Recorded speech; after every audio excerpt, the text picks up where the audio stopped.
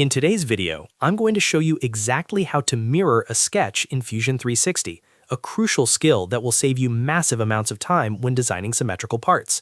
Whether you are working on a complex mechanical component or a simple creative project, mirroring allows you to draw only half of a design and let the software handle the rest with perfect accuracy. This technique ensures that both sides of your model remain perfectly symmetrical and parametrically linked, meaning if you change one side, the other updates automatically.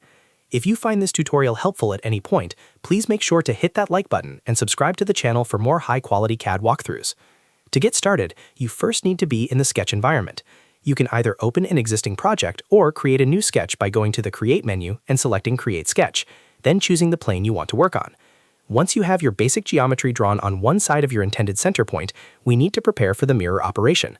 The most important part of mirroring is having a clear axis to mirror across. To do this, we need to create a mirror line.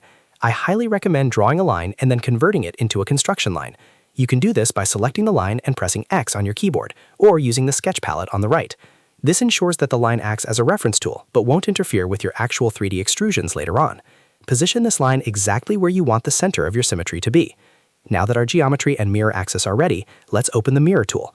Navigate to the top Sketch menu, go down to the Create submenu, and select Mirror. A dialog box will appear on the right side of your screen with two main selection inputs. The first input is Objects. Click on this and then select the specific sketch lines, arcs, or shapes that you want to duplicate.